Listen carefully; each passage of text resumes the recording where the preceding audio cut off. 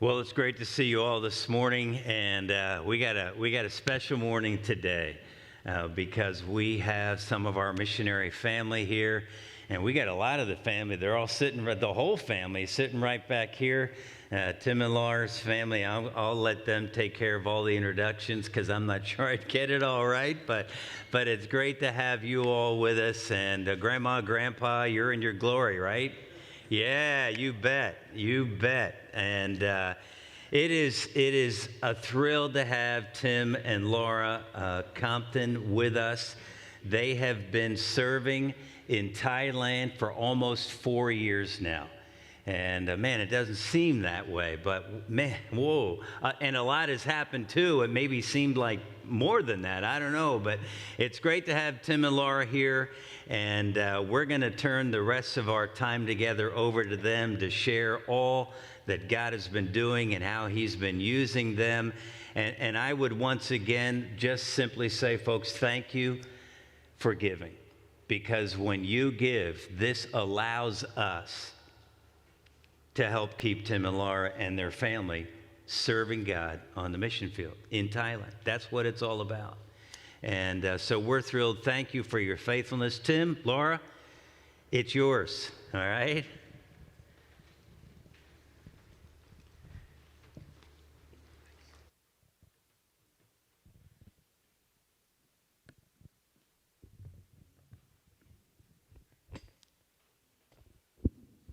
Well, good morning.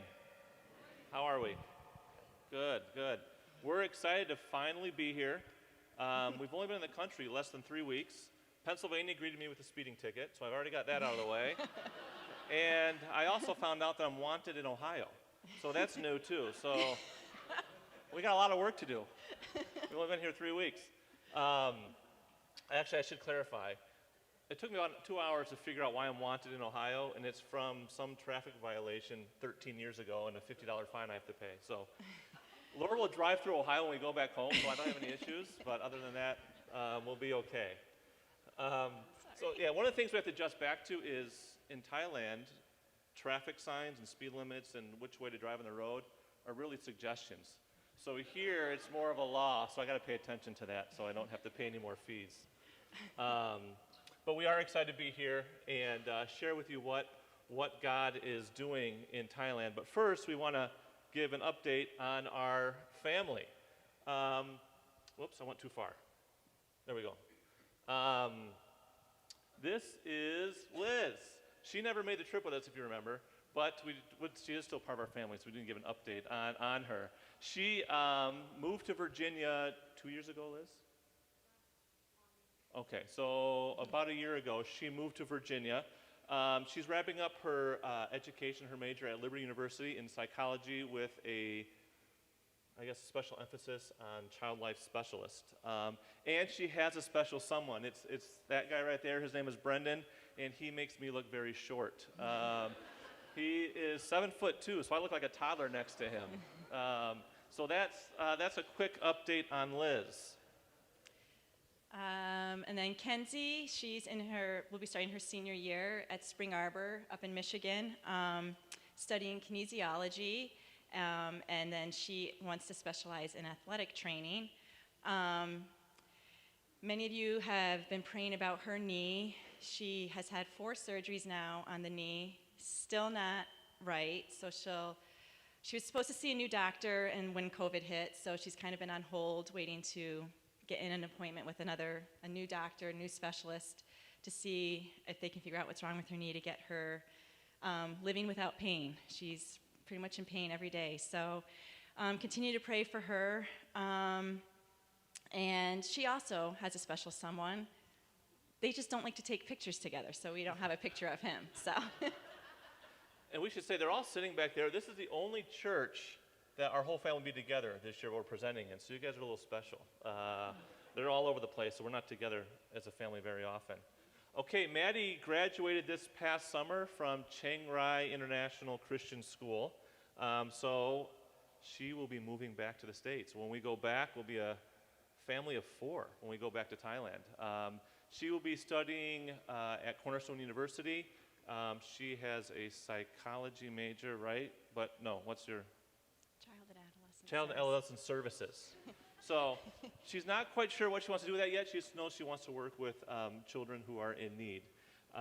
So that is Maddie. In Thailand, she would hit every coffee shop. So her loves right now are coffee shops and bubble tea, but she's in for a rude awakening when she figures out what a coffee costs in the USA. And then Savvy. Savvy is thrilled to be back in America. Of everyone, Savvy probably missed America the most. So she's happy to be here. She'll be starting 6th grade this fall and has been looking forward to going to school in America. We just got a message this week that the school that we think they'll be attending is going to do school.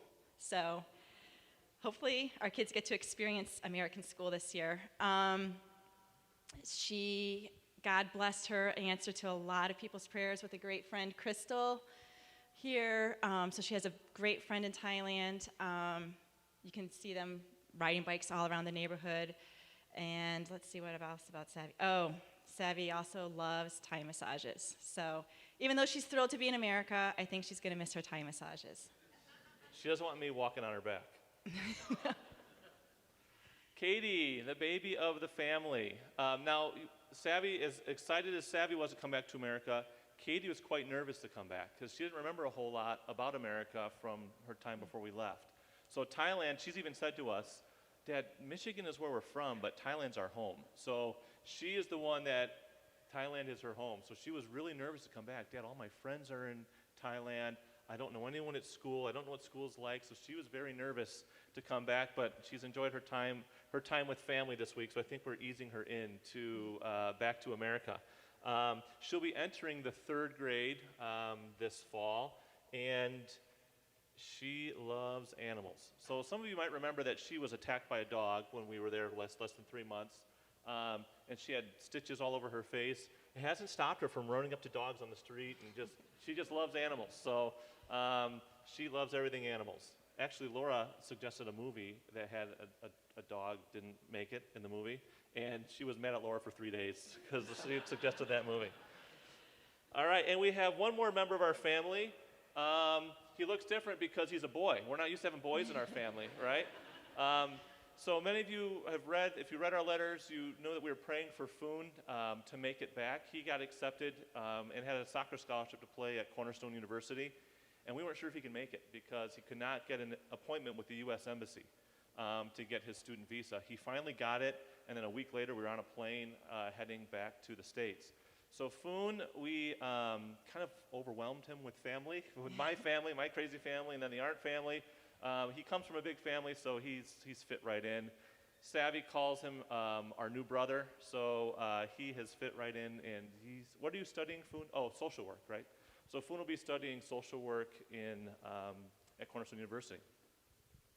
So that's Foon. You can make sure you can say hi to him and make him feel uncomfortable just like you do all the other kids. All right, so there were some things when we went over that we thought we knew, and there were things that we had no idea that we didn't know. So we just want to share a few things about what we've learned in Thailand. The first one is, well, we'll go a little bit out of order. Okay. Thais won't tell you no.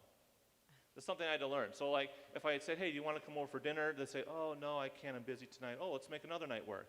No, that night won't work. They'll make excuses because they don't want to offend you by saying no, right? So I have to take my fixer, let's fix the problem, and put it aside and just take the hint that, no, Tim, they don't want to have dinner with you. So just take that as a no. Or if like you say, hey, we're going to go, I don't know, we're going to go visit somewhere. No, I'm not busy. Or I'm busy, I can't go. Or I have to study. Or they'll give you an excuse. They won't say, no, I don't want to go. Or they'll say yes and message you like 2 hours later and say, oh, you know what, something came up, I can't go. So no is not a word they use too much. Foon will use it with us because he understands us now, but he doesn't care if he offends us anymore. But most Thais won't say no. Be careful about what you say you like. Like in America, if you're at someone's house for dinner and what they serve you, you're kind of like, I really don't like asparagus, but yeah, the asparagus was good. It was good, and you take a couple, thank you bites. In Thailand, if you don't like it, just, I really don't like asparagus. That's what you want to say. Because if you say, oh, your asparagus was really good, I liked it, you will have asparagus every time you see them. And they'll actually be stressed if you kind of just stop by to see them and they don't have asparagus. And they'll be like, oh, we need to get asparagus for her because she likes it, when you really don't like it. Or they'll drop it off at your house. Or and if they don't see you eating it, then they'll be, what's going on? Why and then you have to sneak it into your garbage. So yeah, be careful what you say you like. Another one is gift giving is exhausting. So trying to figure out gift giving is an ongoing, I don't know if we'll ever understand it completely, but you're always given a gift. So if your neighbor goes away and just visits a city 3 hours south, they'll come and they'll give you a gift when they come back. So you have to start remembering, okay, I need to start doing this. I have to have 15 people in my mind to buy a small gift for when I come back, so they don't feel like, oh, they're not important to me, or they're not important to me. But if you make the gift too personal, then they'll be like, oh, I'm really important. So you don't handwrite cards and give it to them, because then you're just taking your relationship to a whole nother level and you didn't realize it yet. Then you also have to think, okay, you have to find something they don't have. So for poor families, you give them money because they don't have much money. But you have to be careful, because if you give them too much, then you stress them out, because they reciprocate. So if you go to a wedding, and you give them a cash gift, when something important happens in our family, they're going to give us that exact same dollar amount back, plus maybe 10 or 15 baht. So if you give them $100, they're stressing out, because when it's their turn to give us a gift, they have to come up with $100 to give us a gift. So you have to keep their social or their economic status in mind when you're giving them a gift. Another thing is, if they're wealthy, you can't give them money because they already have it. So now you have to figure out, okay, what can I give them that they'll feel that I thought about them? So it's exhausting. There are some Thai families, well, a lot of Thai families, that have a book, a ledger book, and when you give them gifts, they keep track of what you gave them. They write the dollar amount. If you did a group gift, they'll ask, well, how much did they give? Okay, I'll write down how much they give towards the group gift. So that's gift giving in Thailand. Exhausting. But it has been really fun, though, too. I've really learned to think of others. When we go on vacation with our family, we're, thinking of our family. But since living in Thailand, I find myself, you go somewhere and I'm thinking of, oh, wow, I could pick this up for, even if I'm only at the grocery store, oh, wow, I could pick up some tea and bring it back to, Savvy's friend's family, because, they go to the grocery store and they always bring something home for us. So it's kind of been fun to just kind of, I've realized my thinking has shifted, and it's fun to think of others. It really is.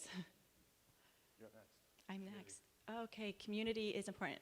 So Thailand, it's the Asian community type of thinking, not the self-thinking. So when we go out to eat, if you go out to eat with some other Thai people, normally in America, you go out to eat, you look at the menu, what do you want? You order your food. Your friend orders their food. You eat your food. In Thailand, it's, okay, we're here, and at first, I would order what I wanted, Tim would order what he wanted, we'd order what our kids would want, and then the people we're with, they order, like, you might only have 3 friends with you, and they'll order 12 plates of food, and you're like, what in the world? It's because they're planning on sharing with everybody. Everybody just eats off all the plates, but then because we ordered for ourselves, now we have, 20 plates of food, and we're like, oh my goodness. So we've learned that we kind of just, you pick about 12 things off the menu and order it, and we all just, eat off. It's like family eating. So, again, that also is pretty fun. We learned community the hard way, though, because we had a birthday party for, I think it was Katie, maybe Savvy, I don't remember. And we sent invitations to all our classmates in school. Well, an invitation to a Thai family is not for just that student, it's for their whole family. Yeah. So their whole family, or the family yeah, and their neighbors. Yeah, so Savvy's friend came, and there were all these other kids. When I got home, I'm like, Laura, who are all these kids? And they said, well, it's her siblings, and then her neighbor's kids wanted to come, so they came, and they brought their maidbon, their nanny. So that was the birthday party. We had planned for 12 kids, and there were about 25 or 30. So everything is done in community. Which is fun. One of the things we thought we knew was that Thais were Buddhist. And as we started visiting with Thais and engaging with them and learning more about what they believe, we found out that they say they're Buddhist, but they're not really Buddhist. They've got a mix of 3 different religions kind of in one. They have animism, Hinduism, and they kind of cloak it so they can call themselves Buddhist in Buddhism. So we're dealing with 3 different things. So that's why you see spirit houses and why they're doing things to appease ancestors that have died before them so that they don't come back and haunt them. So there's things that we're working through that, okay, we were going to come about it this way, but maybe we can't because they've got 3 different things that they're working through. Mainly animism. Mainly animism. That would be I would say their main. When you watch what they practice, their religious, when they practice their religion, it's basically animism. Yeah, their daily life is the animism. How they view the afterlife is more Buddhism. So, and that's where we learn that John 3:16 isn't maybe a good lead-in. And I'm not saying all Scripture isn't inspirational, but if you lead in with John 3:16 to a Thai, you're going to lose them for a couple of reasons. The first sentence, for God so loved the world. Well, they have levels of gods. So their highest level of deity does not show emotion. There's no emotion. So if you say, for God so loved the world, your God showing emotion, he's not as high as our God. He's a weak God. He's a weak God. That he gave his only begotten son. All right, so there was a son, there was a mother. Where's the mother God? Who's the mother God that we need to be considering too? And then the last one freaks them out.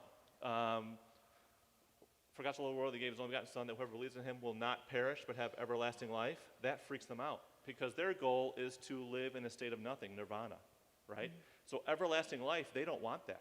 They don't want to live eternally. They want to get to a spot where they're done living and they just exist in nirvana. So leading with John 3:16, we kind of had to put that on the back shelf, figure out a way to get them engaged with Jesus having power over the evil spirits, getting them to fall in love and wanting to learn more about Jesus, and then we'd start bringing that in as they start to learn more about God and Jesus and what we believe. So that was a lesson we had to learn. We may have freaked out a few Thais along the way. Okay, the last 4 years. Pastor Glenn said it. There have been some weeks where we're like, man, Laura, that week sure has been a year. It's been a long year in that last week. We have lived some long weeks, some long months, but we lived some great weeks and some great months too. When we left, we thought God needed us to reach Thais through the Clay Center ministry and using sports, a ball in the field, to reach Thais. We thought that's what was needed.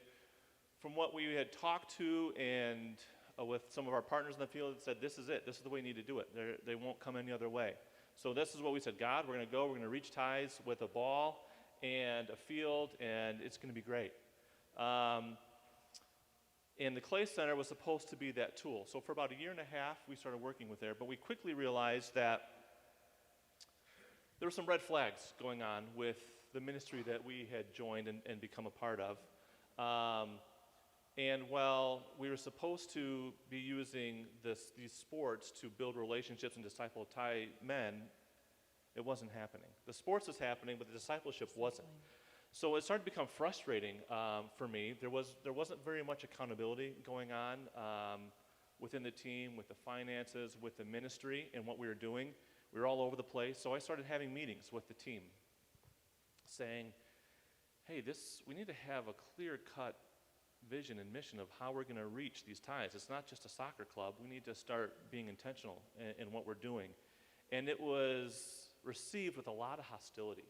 So for like about 6 months, it was just me running into a wall with some frustration. And there were other problems that we didn't really know about. I don't know if you want to get into that, that we weren't aware that were there when we first got there. But we saw some side effects of some of the nationals that we were trying to reach and work with and that we had brought on were being treated very poorly. And I was uncomfortable with that. So when I would bring that to the attention of the person running the ministry, it was not received well. And I started questioning our finances. What are we doing with the money that's coming in? And that wasn't received well. So it was a lot of me coming home frustrated and just not knowing what to do and just reaching out to God and saying, God, what? You brought us here. I thought this is what you had. This is what our plan was. What are we doing here? Keep going? All right. Keep Um, going. so here, our plan today, we really don't want to be up here like talking at you guys. You guys are our church family, your family. So really, we just we want to be talking with you. Like we spent the last week talking, with my biological family. That's really like how we're really wanting to communicate with you guys today. So, yeah. All right. So here we are. I'm trying to wrap my head around what's going on with this ministry, and we're starting to have some friction with the teammates we went out to work with, who were friends of ours before we left for the field. Yeah. So we're working with friends. Our relationship is starting to kind of be splintered. And then in the midst of all of this, our team says, hey, we need to plant a church. And we're like, what? We've got some issues. Why do we want to plant a church with all of this? Our heads were We started to spin. just spinning, and they're talking about this, and nobody's agreeing. These teammates want it to look this way, but the person they want to lead the church, he's saying, no, that's not how I'm going to lead a church. This is, how I view church, and they're not agreeing, but let's move forward. And we're just kind of sitting there like, but we still even have all of these issues back here that we can't get straightened out, and what is going on? So we had some resistance to that, but the church was started. And so we're like, all right, we're gonna kind of step in and see where we need to serve and help out. And with us, it was the kids. So in this mess, though, God's starting to work. We're starting to build relationships with kids that have come from children's homes and with some teenagers. And then we started a university program. And things are starting to kind of work. And we're like, all right, God's working. I guess this is where he wants us to be.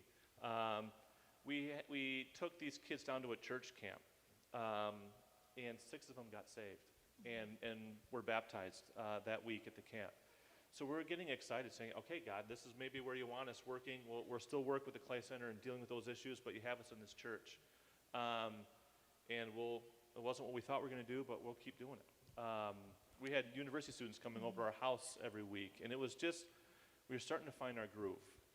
But as that was happening, one of the other couples that was there, part of our team, had come home on their furlough, and we hadn't really realized that they were seeing all the same things we had been seeing, because we kind of got there. We thought, are we crazy? Are we seeing this right? Because every time we would say something, we were told, you guys just haven't been here long enough. You don't understand. So we just need to be here a little longer, and maybe we'll understand. So we were just kind of dealing with this like on our own, and communicating with God, and not realizing that our other teammates were going through the same thing we were going through. But they had been there a little longer than us. So they had come home on their furlough and had kind of started talking with leadership in our agency, our pastors from our sending church, and they realized, okay, it's time for us to step in and get involved. And so they came in and started getting involved with the team members who were really struggling with some personal issues in their life, and with what Tim already mentioned, with the treating of nationals and non-accountability of finances and everything, and that did not go well. So then the real crazy began. The teammate that was leading the church left the field. He went back to the States to work stateside for a while until some of the other issues were worked out with the other teammates that were on the field. So he left, which left the national Thai pastor to run the church by himself. And he said, I don't want to do this by myself. So within 2 weeks from the one teammate's leaving, and we're still trying to figure out what's going on, the decision was made to close the church. So the church is closed. So now we're like, God, what is going on? And here's all these kids that we loved, that we'd been pouring into, and it's like done. It's done. over.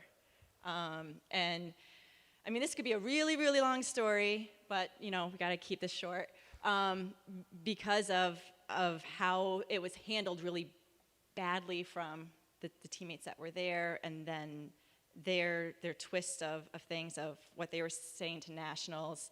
It became where we had to really separate and pull back, so we had to totally separate from these kids that we loved in order for safety, to protect them and to protect us from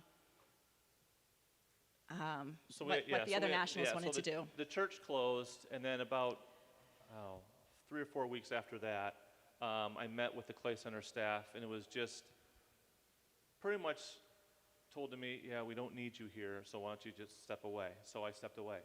And I got home that night, and God just brought this incredible peace on us. I was kind of like, I'm kind of free to start doing, I didn't know what was next. Like everything was done.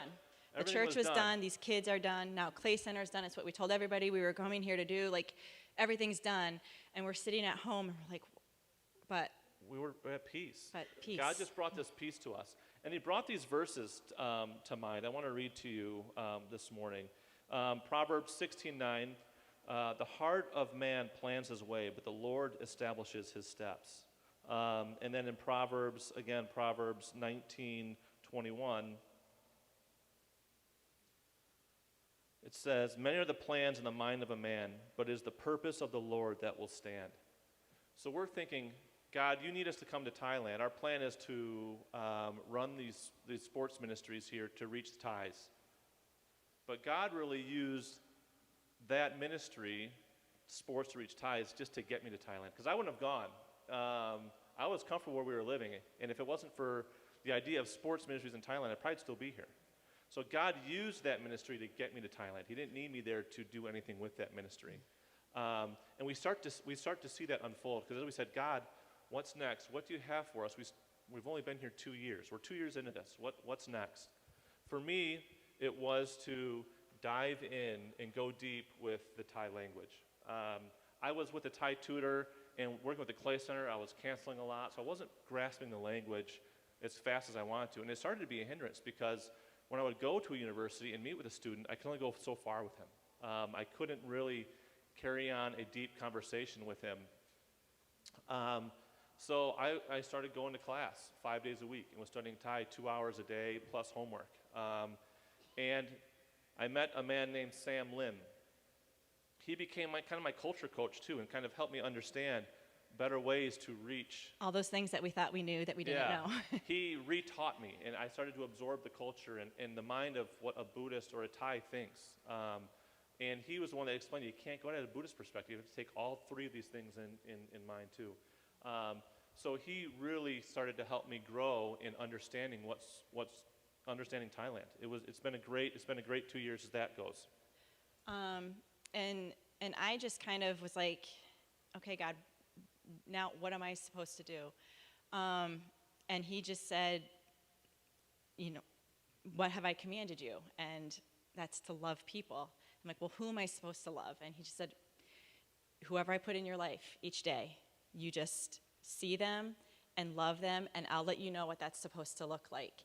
And it's been crazy, the random people I've been meeting, and my Thai is not very good, so God keeps bringing English-speaking Thais or English-speaking Chinese or just English speakers to me, and I've just been meeting people and building relationships and having crazy conversations about who Jesus is with them.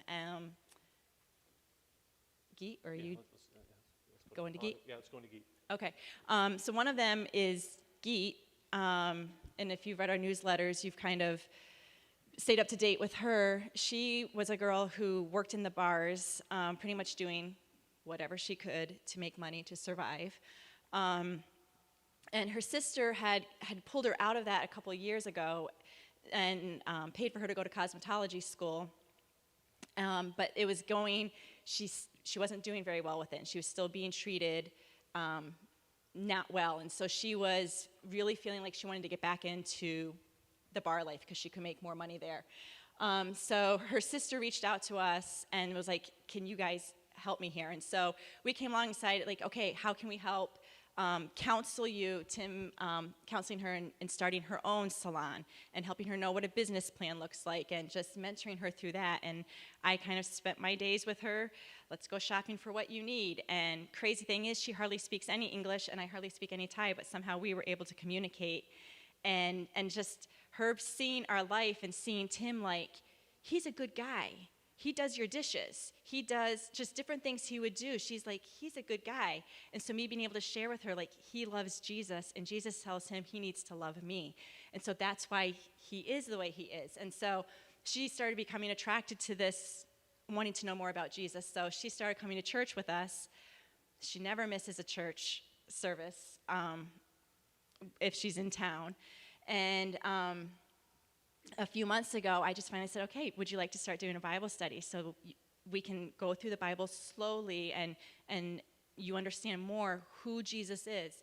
And she was all excited about that. And so I asked the pastor's wife of our church to also do it with us, so that, one, to help with translating, because I need a lot of help when we're talking about, Bible things. And also, they've built a relationship now. So when we left, it was very easy to just let them continue on with the Bible study. So I tell you, studying the Bible with someone who's never even heard the name Jesus before is so fun. And you see so much more of who Jesus is when you have someone sitting next to you just saying, so, this person was lame, and Jesus said, okay, get up and walk. So just like Jesus said, get up and walk. Just like that? Like, yeah, just like that. He just said, just walk. Yes. Just walk. I'm like, yes. Huh.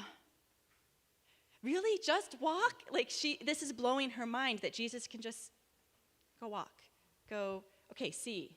Okay, speak. Like, she's just amazed at his power and his love. Like, she's seeing Jesus love women. She is just soaking it all up. So she's not saved yet. We think she's close. We handed her off to Jeet, the pastor's wife, and she's a bulldog. So we're just waiting for that message any day now, that Geet has accepted Christ.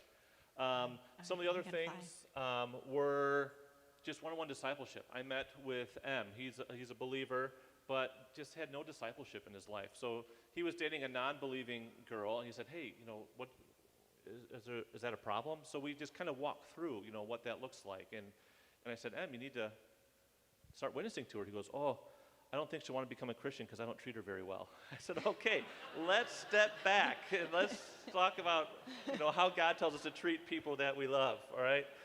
So just having good meals and with Em is great.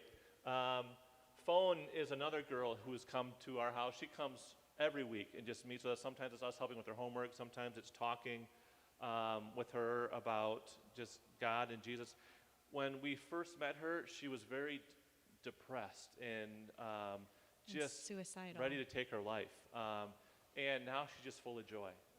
It's just great. And in fact, she's gotten involved in church. We bring all the kids that we disciple to church with us because we want them to get plugged into a Thai Christian community.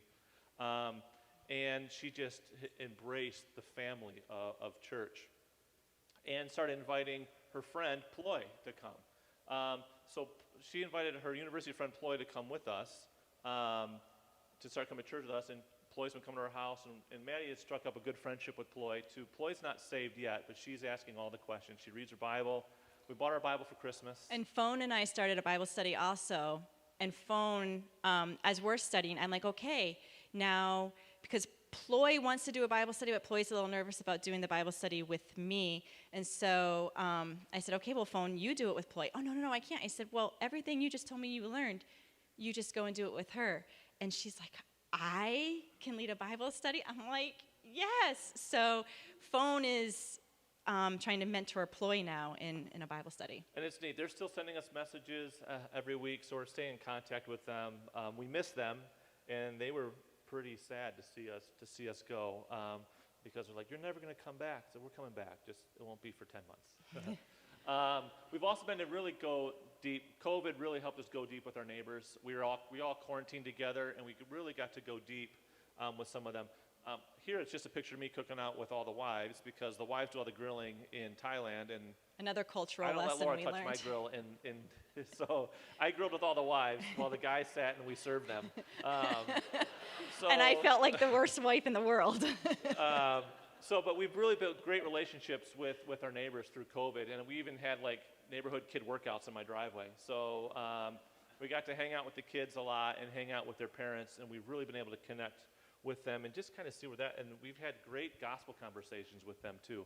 It confuses them because they're nowhere close to even knowing anything about God, but we're able to start having those conversations with them. So also while in the waiting and asking God, what's going on, we built this relationship with this couple, this family, Nate and Steph. They're from Colorado.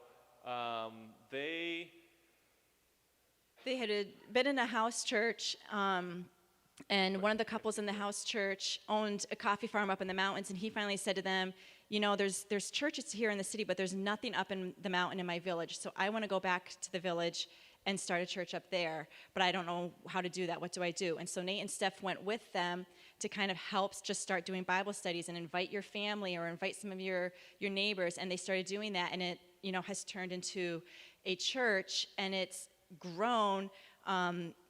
There's been salvation and just discipling, and the people who are saved are wanting to reach more of their neighbors now, and so it's about time. Like Nate and Steph are like, okay, you're doing well. It's time for us to get out of here. And they weren't planning on doing that either. It just kind of got dropped in their laps, and they built this relationship, and this church started out of it, and they're like, wow, this is more than what we can handle. So we were talking with them about this, and I spent some time up in the mountain village with Nate, checking out what he's doing, and they said, hey, let's just form a team and start doing this in more villages. So here's our new team. Does it show up? All right. So there's Nate and Steph and their two kids, and there's our family. Well, Maddie will be with us in spirit. She won't be there physically anymore. But this is our new team. You can start be praying for Nate and Steph, the Crandall family, and us. And our vision for ministry will be to focus on a village for 2 years. We'll just be laser focused on one village for 2 years. And we want this village to have little or no church engagement at all. So it's going to be a new village, new to the gospel. And the villages we've started working and looking at are east of the Chiang Rai city, about 30 miles from where we live. And there just there's not much going on as far as gospel or church planting or anything in that area. We also want to make sure that a national is leading it. So we're looking for nationals that have tried to plant a church or who have a passion to reach the people in their village. And they're going to be the lead of everything. So we're going to come alongside him and his wife and his family and just kind of encourage them and figure out ways that we can help them do that. Number one, they're going to have the capability to do all the follow-up. So if we do an outreach event in that village with him, he's going to be the one doing all the follow-up with the people in his village. And we want to work with the resources that village already has. We don't want to take on this big building project and build something and then leave, and then he's stressed out trying to figure out how to keep it going. We're going to talk to them, say, what do you have? What are you working with now? And we're going to work with those resources and figure out a way to help you loosen the soil in your village. Some ideas that we have to do that Nate and I have come up with, are after-school programs. We speak English. Nate and I both love sports, so we can go in and go into schools in the area and say, hey, we can offer these after-school programs. Or actually, the national will say, hey, can we do an after-school program? I'll bring in some foreigners, and we'll make this work for you. And then he can start building some relationships with the people in this village. When small groups come from the States, we'll do camps in those villages. Going into the schools, actually helping. Yeah, we need to wrap up. And then one of the things I'm excited about is business startups. I found out this foundation in Bangkok that has buyers for these ornaments. These are Christmas tree ornaments. And this foundation goes into these poor villages, and they create businesses, small businesses for the women in the village. So Nate and I will work on getting the fabric and the material, setting up a small business that the pastor's wife will manage and run, and then they share in all the profits of, we already have buyers for these. So throughout this business work week, the pastor's wife can do Bible studies and things like that to reach the people in the village. Or these are just ideas, whatever else the national says he needs help with. We're going to step in and help and do that. So that's what we're excited about. We're excited to start getting laser focused into unengaged villages and just figuring out how can we help you loosen the soil to reach the people that you want to reach. So you can be praying God's direction. We have a couple, 2 or 3 in mind already. We just have to narrow that down to one so that we can start working on that when we get back. And this is how you can pray for us. Pray for, as the girls in Foon transition into their U.S. schools. It's new to all of them, so they're going to have to readjust getting into schools. For Geek, Ploy, and Awe is Geek's older sister. My Thai tutor. For their salvation. They're close. We've had good conversations, so we're hoping that they will come to know the Lord while we're here. Visas, it's an ongoing struggle to stay in the country. We have a couple of options that we're working through right now. One is very expensive. One is not very expensive, but it's going to require a lot of work. So we're working through those options so that when we go back, we're not having to figure out what we're doing every 3 months like we have been the last year and a half. Financial needs.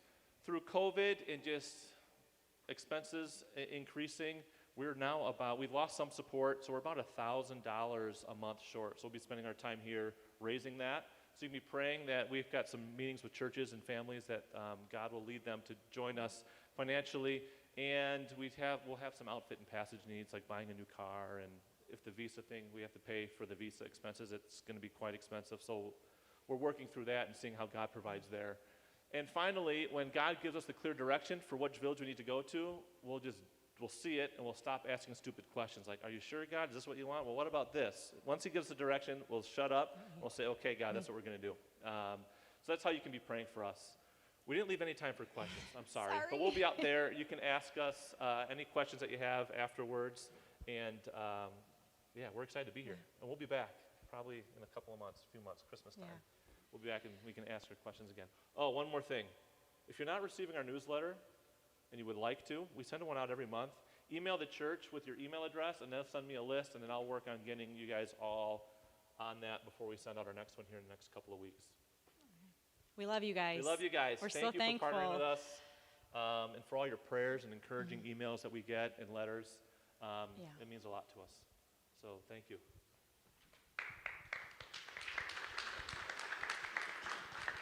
Just take it. Yeah, that's good. Okay, thanks. All right. Wow. Talk about return on investment. That's exactly what that is. And man, Tim, that guy must be big because you're big to me, right? Wow. He's like this. Yeah. This has been great. And Tim and Laura and the family, in just a minute, we're going to encourage you just to go out ahead of everybody else. And as we ask you in just a minute, when you're dismissed, our ushers will come and dismiss you by rows. And then please make your way right out. After you stop by the offering box, because we want to take a special offering for Tim and Laura and their ministry. You do that as God leads you to do that. We're not standing watching. There is a box. It's got their name on it right there at the Welcome Center. And as you're able, please do that. And I think Scott, and I don't see, maybe, did we set that up also? What are any of the finance? I think we set that up also. You can go give online as well, and through the PushPay app. I think you can do it that way as well. So please feel free to, however you'd like to do that, if God would so move you to do so on the way out or afterwards. You can find that online at our website. It's great to have Tim and Laura, and I'm going to ask you just to make your way, and family, why don't you go as well, and Dave and Shelby, just join them, all right? Just please, and they'll be outside. I don't think it's raining yet, and so good, we can take advantage of that. And make your way out. You can ask them. And as Tim mentioned, if you are not on their email list and would like to be, please let us know. Email, call the church office this week. We'll be glad to get you on that list and then communicate that to Tim and Laura so that they can add you to that individual email list. Of course, we keep updates on our website, but if you're interested in getting more information right away, please feel free to do that. I just want to re-emphasize a couple things that Scott did at the beginning. Shar Benning will be moving a week from tomorrow. And she'll be moving out with their oldest daughter, Kristen, and her husband and family in Ohio.